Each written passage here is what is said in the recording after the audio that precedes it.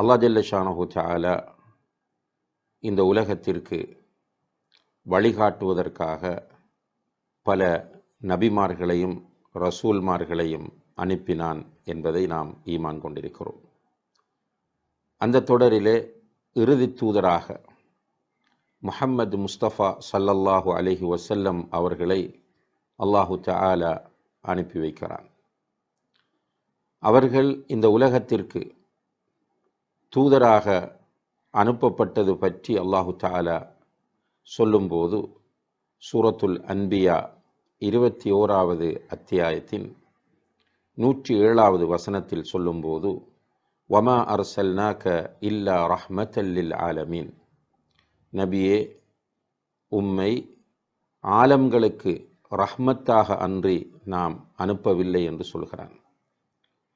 ஆலம் என்று சொன்னால் அன்புள்ள சகோதர சகோதரிகளே, குல்லுமா சிவல்லா, அல்லாஹுவை தவிர உள்ள அனைத்தும் ஆலம் என்று சொல்லப்படும் என்று தப்சீர் ஆசிரியர்கள் அறிஞர்கள் குறிப்பிடுகிறார்கள்.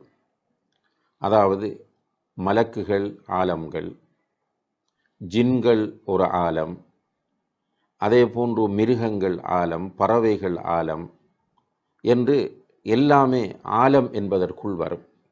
அல்லாஹுவை தவிர உள்ள அனைத்தும் ஆலமாகும்.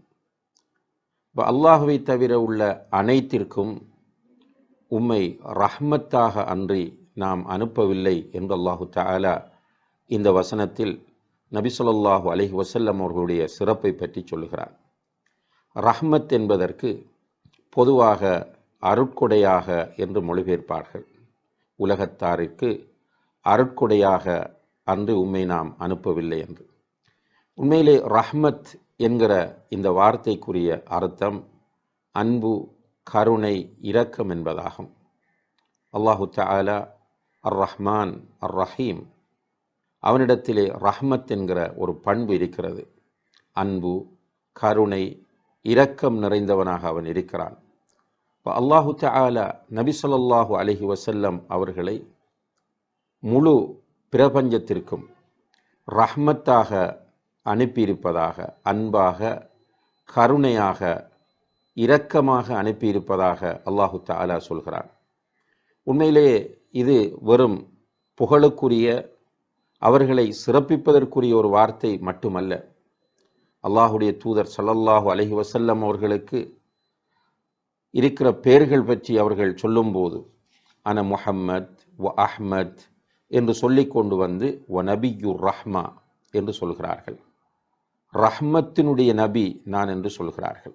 அதாவது அன்பு, கருணை, இரக்கம் என்ற அந்த வார்த்தைகளின் மொத்த வடிவமாக நபிகள் நாயகம் ஸல்லல்லாஹு அலைஹி வஸல்லம் அவர்கள் திகழ்ந்திருக்கிறார்கள்.